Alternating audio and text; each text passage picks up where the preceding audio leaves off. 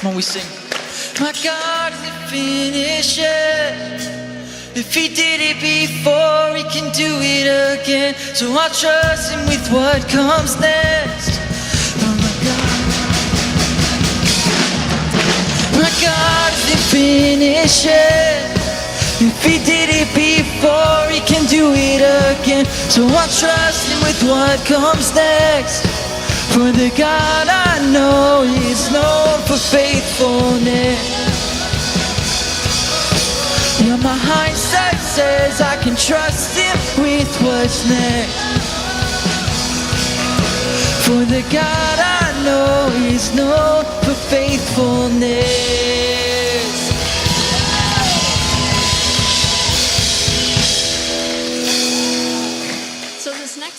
Is Tremble, and I just want you guys to just let it all go and just be able to really embrace these lyrics and just sing with us.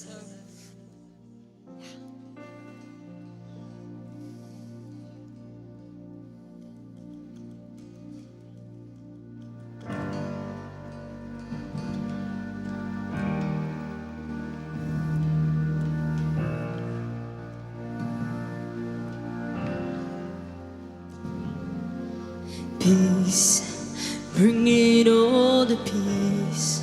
The storm surrounding me, let it break. At your name still, call the sea to still, the rage in me to still every wave. At your name, Jesus, Jesus, you make the darkness tremble. Jesus, Jesus, you silence fear. Jesus, Jesus, you make the darkness tremble. Jesus, Jesus, breathe, call these bones to live, call these lungs to sing. I will praise Jesus, Jesus, you make the darkness tremble. Jesus, Jesus, you silence fear. Jesus, Jesus, you make the darkness tremble. Jesus, Jesus, Jesus, Jesus, you make the darkness tremble. Jesus, Jesus, you silence fear. Jesus, Jesus, you make the darkness tremble. Jesus, Jesus.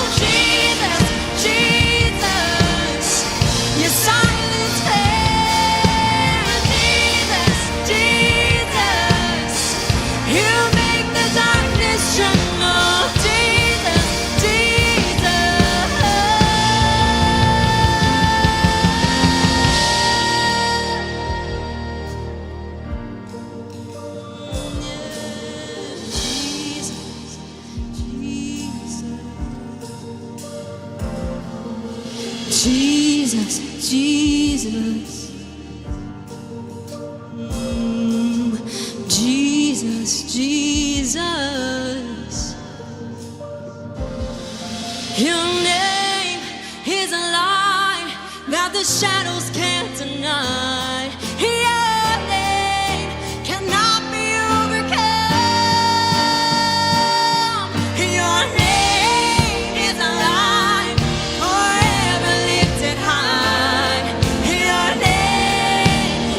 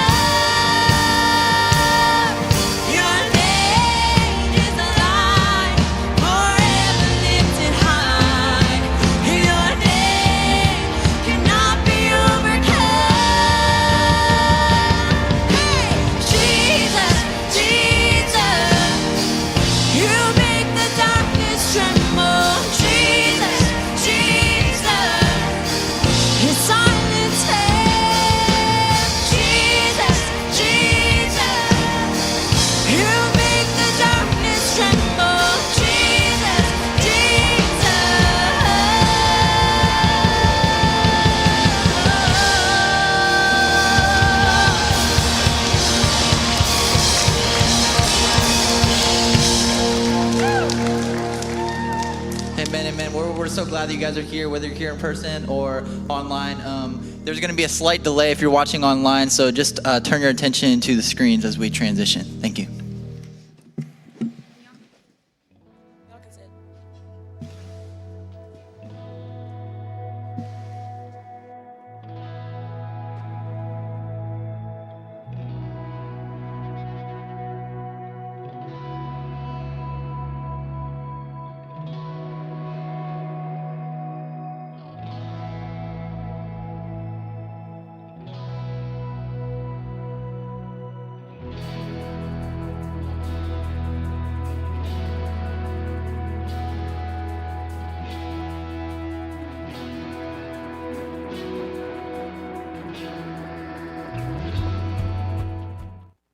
Velocity, am I on?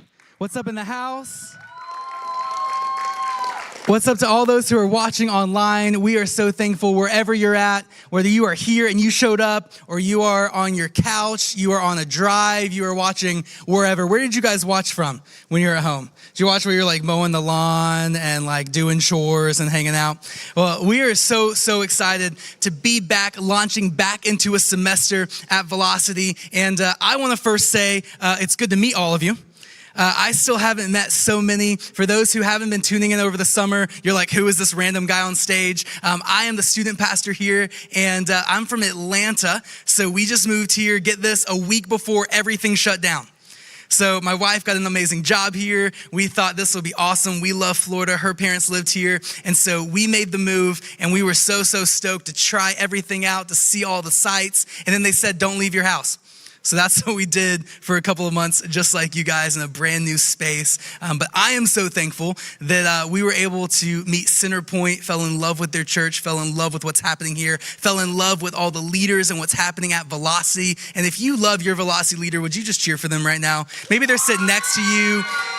If you're at home, your parents are like, why are they cheering from their bedroom? But you love your Velocity leader. And guys, here's the thing. I don't know how you walked in. I don't know how you're sitting in the room. I don't know where you're at as you log on right now. But here's what I do know. I know that for me, I went through a lot of life not having a ton of safe places to really explore my faith. I went through a lot of my life feeling like I had questions, I had doubts, I had things I was dealing with, and I was afraid to go to my parents about it because maybe they would judge me, and I was afraid to go to the church about it because I was sure they would judge me, and I wasn't really sure where to deal with what I was carrying until I found a youth group that was a safe place for me to explore my faith.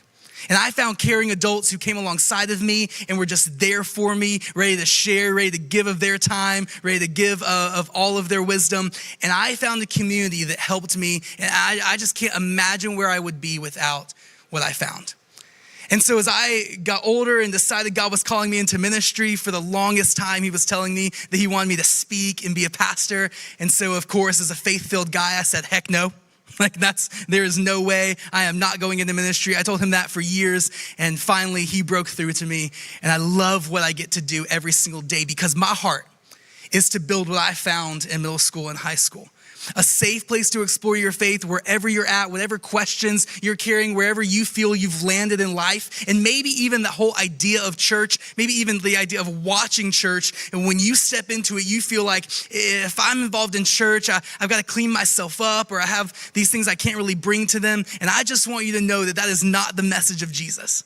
That the message of Jesus is no matter what you've done a year from now, a month from now, an hour before you got here or logged on, that God is for you, he loves you, he is with you, and he has a plan. Wherever you feel like you have turned away, God is still close, he's still near, and he's still with you. And so what we want to do here at Velocity is say, hey, let's come together in this life. Let's not do this alone, because you were not called to do this life alone.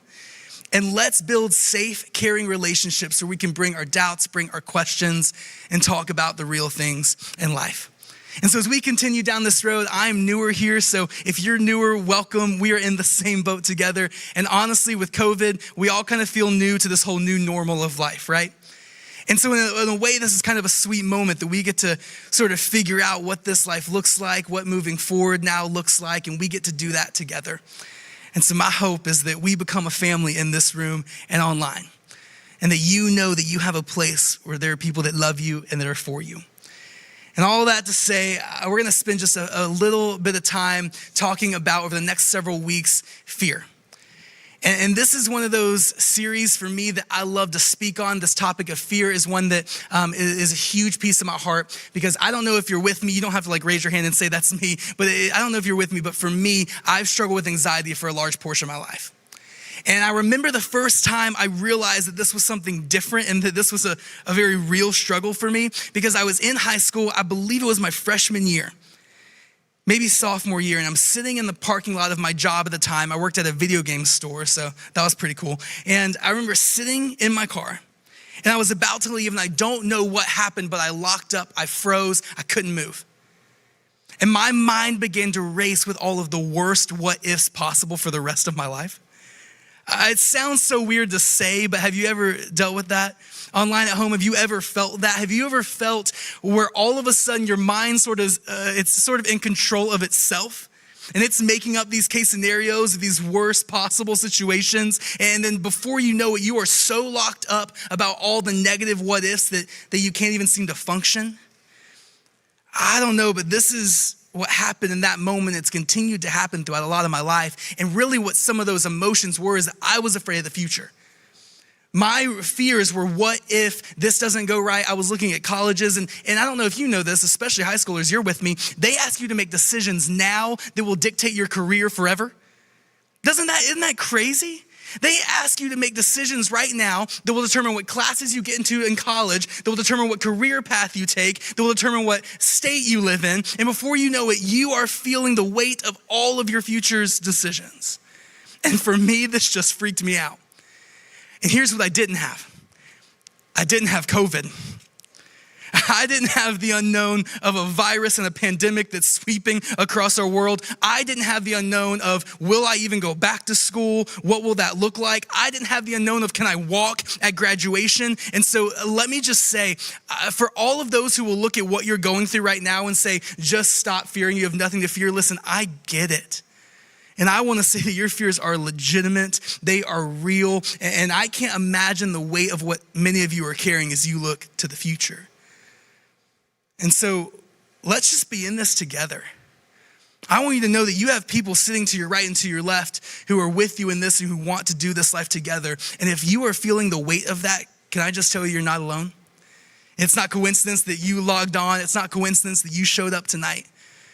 That God is showing you very tangibly, you are not alone.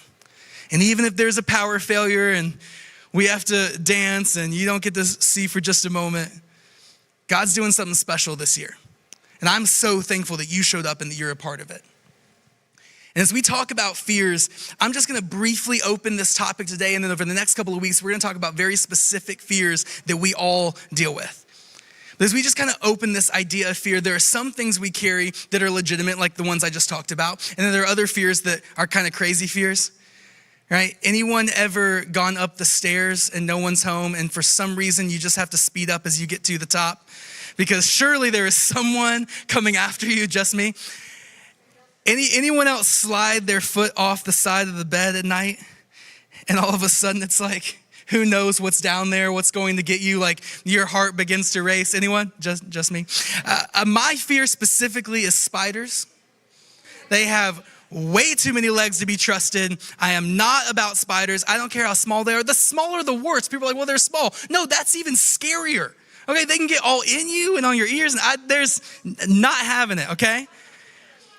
We have some legitimate fears. We have some ridiculous fears, but many of us are carrying some serious fears tonight. And what I want to do for just a few moments is look at a story in scripture of a guy who faced some incredible fear. And as he faced fear, he handled this in a way that I think for all of us, it's going to be helpful. This, we believe, is a lot of the teachings and the promptings of Jesus and who he is. But even if you're not a Jesus follower, the stuff we're going to talk about, I believe, will be incredibly helpful for you. So let's dive in. We're going to talk about a guy named Daniel. And I don't know if you've ever heard of Daniel, but Daniel, he was a man of God. He was chasing God with all of his heart. And he became very close to the king at the time. And the king at the time didn't have a relationship with God and wasn't pursuing after God. So Daniel becomes close with the king. And because he's so close with the king, there are other people who begin to get jealous. Have you ever had this happen a little bit? You were close with a teacher and other classmates look down on you. They kind of give you a hard time. Maybe you're kind of closer with one of your parents, if you're honest, and the other siblings give you a hard time. Well, this was Daniel with the king. He was so close with the king, and some of the other leaders began to think, we need him out of the picture. He's getting too much favor. And so that kind of sets the stage for what happens in this story in Daniel chapter 6. It says this: so these administrators and these satraps, so these were the people who were getting jealous, they went as a group to the king and said, "May King Darius live forever." Okay, bunch of suck-ups, these guys. The royal administrators, the prefects, the satraps, the advisors, and the governors have all agreed. So they're like, listen, we've talked to everybody, and we agree that the king should issue an edict and enforce the decree that anyone who prays to any god, human being during the next 30 days, except you, your majesty, shall be thrown into the lion's den. Now, this is a real thing at the time. They actually had, if you were rich, if you had a lot of power, you would have a den of lions. A ditch that you would put actual lions like the ones we just saw into. And if someone wasn't following the rules that you thought they should follow, and if someone wasn't doing what you thought they should do, you could kick them in and they'd be eaten. And so these guys say, hey, King Darius, let's just do this. We've talked to everybody. We think it would be great if anyone prays to anyone but you, because you're so amazing. Again, they're suck-ups. You're so amazing. If anyone prays to anyone else but you, then you should throw them into the lion's den. And so King Darius thought, well, that's a great idea, right? Because I'm so amazing and everyone should just worship me. And so that's what he does, not knowing that what they're doing is really setting Daniel up to fail. And now get this. It says, when Daniel learned that the decree had been published, what would you do when you heard this? What if all of a sudden they came over our school system or over our intercom or did some kind of national government thing and said, hey, if you pray to God, if you worship, if you do something for Jesus, you will be thrown into a lion's den. Well, this is what happens. And here's Daniel's response. When he learned, he went home to his upstairs room where the windows opened toward Jerusalem. And 3 times a day, he got down on his knees and he prayed, giving thanks to his God just as he had done before. He didn't miss a step. He said, if this fear is facing me, I've got to run to the one place I know I can always run to, and that's to God. And so here's the first thing about bravery. I want to give you 3, and then we'll be out of here to have our after party or to join on some meet and greet time if you're on Zoom. But here's the first thing, is that bravery, it's going to require prayer. Bravery is going to require prayer. And I know as I say that, if you're not a person who's following after Jesus or you're new to this church thing, you're like, oh, hold up, you lost me there. But here, let's just think about this for a second. All of us, when facing fear, run to something, don't we? For a lot of my life, I was running to a certain group of people to make me feel better, or a relationship to make me feel better. I tend to run to anxiety or shutting down to make me feel better. I've seen moments in my life where I run to Instagram or social media to make me feel better. All of us run somewhere, and I don't know what that looks like for you, but when you hit fear, when you hit the unknown up ahead, you run to something. Maybe it's an addiction.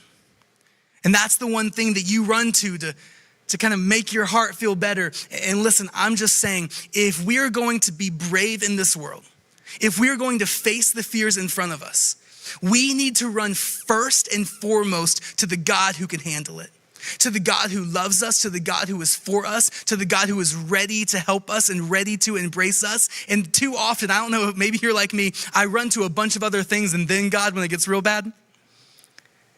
And if we want to be people of bravery, we have to very first, immediately, before the fear sets in, run to him. Now listen, I know some of you are listening and you don't have a relationship with God, or maybe you don't feel like you can pray to him because you're too far gone. And can I just let you know tonight, it's not coincidence that you're hearing this, that whether you're watching online or in the house, that God is speaking to you in this moment, that you are not too far gone, that there is nothing that you could do to make him love you any less, that he is so for you, he is so behind you, and right now he is rushing close to you. And so for those who feel like, I can't really pray because I haven't prayed in a long time, can I just tell you that's not the heart of God? that he is ready as a loving father, ready to hear it, ready to carry it, ready to hear your heart.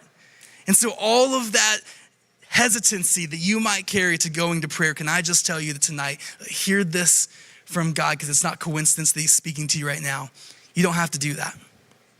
Run to him. Maybe tonight you need to go home and shut your doors and do what Daniel did and say, God, I am scared about these things. I am uncertain about these things, and I need to talk them out with you. So then it gets worse, because Daniel's caught because he's praying every single day, just like the decree said not to. And he's thrown into the lion's den, just like the decree said would happen. And he was left there overnight. So now put yourself in the shoes of Daniel. The worst what if that you've been carrying out in your mind, it happens. The fear that you were praying against is in front of you. That thing that you were worried about is standing right next to you, and you are completely trapped. And listen, some of you relate to that so much because you feel like you're there tonight. Some of you watching online feel like you're there tonight. That you are trapped, and whatever that worst case scenario is right in front of you. Some of you don't like how the school situation happened, and you're online and didn't want to be, or you're at school and didn't want to be, and you are trapped into this decision. Many of us are just like Daniel. And so in the morning, the king runs and he calls out to Daniel because he didn't want this to happen. It was kind of his law that he put in place, but he didn't mean for it to get Daniel the way it did. And so he runs to Daniel, he runs to the lion's den, and he calls out and he says, hey, do you hear me? Are you in there? And Daniel calls back because he's alive.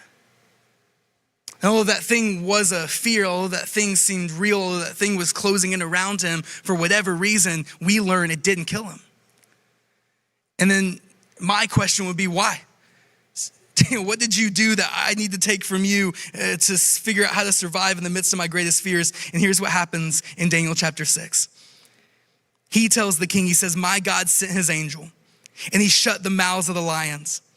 They have not hurt me because I was found innocent in his sight, nor have I done any wrong before you, your majesty.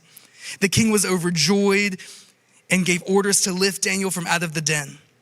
And when Daniel was lifted from the den, no wound was found on him because he had trusted in his God. There's the key. See, bravery, it requires first prayer, but it also requires trust. See, many of us, we want to pray and we want to talk about our fear, but then we have this gap in actually trusting God with it and actually letting go of it. I am so guilty of this all the time. I will journal out and type out, hey, God, I'm afraid of this, and I'm going to give it over to you. And then what do? 10 seconds later, I'm back to worrying about that same thing. And God is saying, hey, to be brave in the midst of your fears, pray, talk to me about it. You can bring it all to me, but also I need you to trust me. And this winter, I'm gonna have a baby boy, and I'm super stoked about that. My wife and I are so excited. And one of the things that I can't wait to do is to have them swim. It's like a weird thing for me. I was a swimmer in high school. I love the water, and so I can't wait to hang out in the pool with my son. But I've seen this happen before, and maybe you have as well if you've been to a pool. You will see parents in the pool and their kid on the edge jumping to the parent. Have you seen this? And it's usually the most hilarious sight, right? Because you have like this big dad like down there in the pool ready to catch like this 2-inch creature, right? And they're on the edge and they do like this dance of like, like they want to, but they're not going to. Have you seen this dance that they do? And it's so crazy, right? Because the dad's going, you're like a foot tall, you weigh like an ounce, like this is not gonna be an issue for me. You can trust me, you can jump, it's not that big of a deal, come on. But the baby can't seem to do it, right? Why? Because the baby's looking at the water and the height and how scary it is and how new it is and how they've never done this before. And you know what they're not looking at? Their dad. Their dad. Because if they truly understood their dad could, will, and will always catch them, and that they have nothing to worry about, that the height matters nothing compared to their dad, that the water matters nothing compared to their dad, then they would just be able to jump and trust that he will catch them. And come on, too many of us do this with God. He's asking us, pleading with us, you can trust me, you can jump to me, I can take it, I can help you carry it. And yet we go, yeah, but our circumstances. And too many of us need to stop telling God about our circumstances, and we need to turn to our circumstances and tell them about who God is. And we need to remind them that God has got us.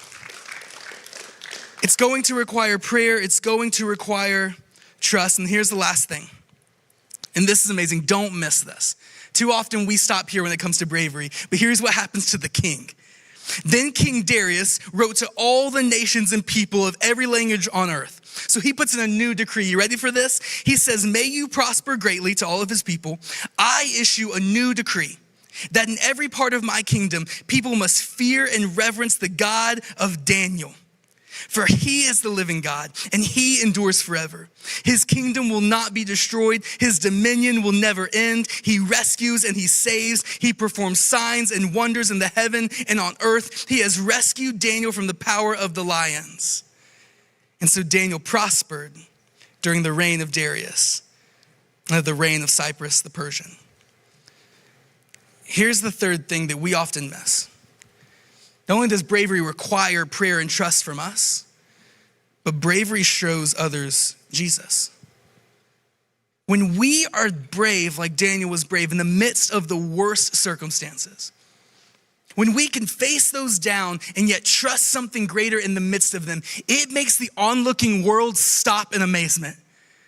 For Daniel, this made the king go, hold on, if I tried to destroy him and put him in the darkest of situation and still he trusted and still he prayed, then there is something different about the God that he follows. And if he's that kind of God, then I want to follow him. I want my people to follow him, and I want to begin a new legacy. And come on, some of you are Daniels in your schools. Some of you are Daniels in your own households. That they are on looking to you, and you need to show them the kind of bravery that you have from a God who loves you more than you can begin to imagine. A God who has already died in your place. A God who has taken your past and removed it. A God who has given you a whole new start.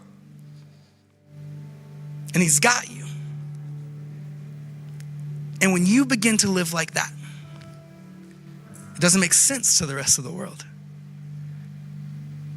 And they look at you and go, how are they so calm during all this COVID stuff? How do they seem to have a peace about them? How do they seem to have it together at school and we don't know what this year is going to look like? Have you seen the way that person from Velocity treats me? I mean, no one else treats me like that. No one else is kind to me. No one else helps me. No one else sacrificially gives like they do. There's something different about them. As I close again, we're gonna dive into some specific fears. So I pray that you'll come back. If you're watching, I pray you will log on again next week, because some of the fears of your future, some of the fears of your past, some of the fears of failure, we're gonna dive into some of those specifically, and I believe they're gonna help you in a really, really big way. But as we leave tonight, my prayer is that the onlooking world will say there is something different about those Velocity students. They'll say, it's the craziest thing. They only got together for 1 week and something is already different. I pray your parents will call me and go, what happened in that 1 week? There's something different. They're trusting. They're watching fear melt away. I pray that we would show people who Jesus is. Let me pray for us. God, I thank you for every single one of us in the room. I thank you for every single one of us who tuned in. God, I know it's not coincidence that any of us are here, that any of us are hearing from you the way that we are, but that you are moving, that you are speaking. And God, tonight, I pray that many would begin to trust you for the first time. They would begin to take that jump and give you their life. I pray for those who haven't been praying to you, and that tonight they just need to start talking to you. Just getting everything on their heart and their mind and their chest off to you. God, I pray you would help give them the boldness to begin that process. God, I pray that many, many would see Jesus through this group. So God, in these next few moments, we sing to you. It's in your name I pray. Amen. Amen. like, you guys can come back up here.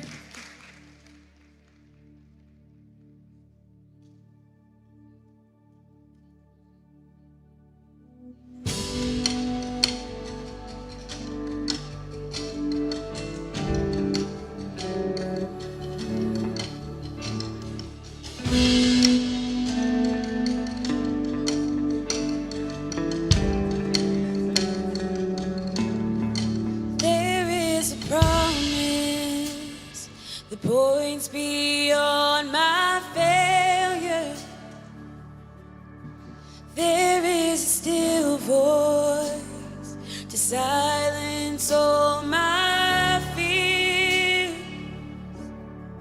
Even the worst of my mistakes are miracles in the making. Are miracles in the making. By your stripes I am healed. With one touch I am made whole. You have spoken, and I know that it is so. In the storm, you are peace, and your love won't let me go. You have spoken, and I know that it is so.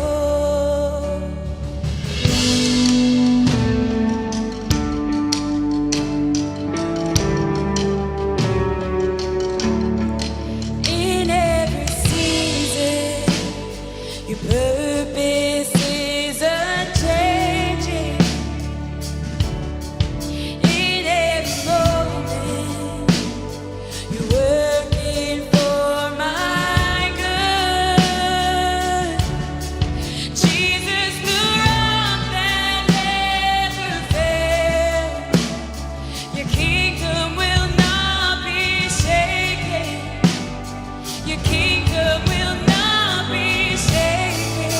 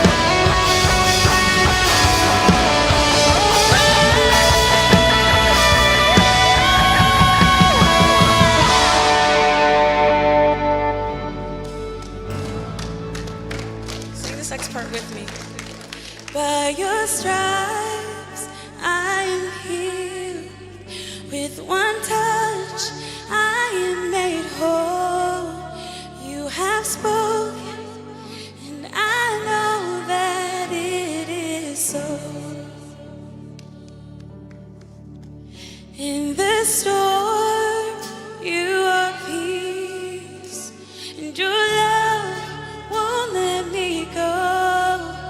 You have spoken, and I know that it is so. You have spoken, and I know that it is so.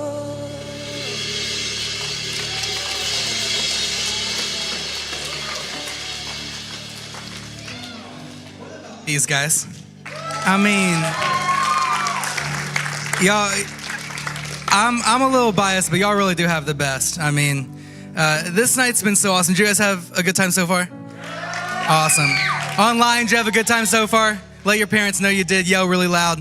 A couple of things. Hey, if you're watching online right now, like we said, we're not going to have small groups tonight. We're going to start that next week, but we are going to have a meet and greet time, an after party. And so if you're watching online right now, you can be a part of it. I would still love for you to meet your leader virtually, really briefly, and kind of get to know them. And we can also get some info from you and make sure you're all in our system and ready to go. And so if that's you, if you're watching and you want to be part of that, you can text the words Zoom group. This is the wrong paper. You can go to our Instagram bio, and right on there, you will see the number to type in to make sure you are part of what's happening. For those who are in the house, at this point, we're gonna break to our after party. So the same thing that you saw when you came in, you can go outside and play some games. You can head inside, and there's some games in there as well. And there's also some free pizza. So don't load up too much, but grab a slice each, and we'll see how much is left. But we'll see you guys next week. See you then.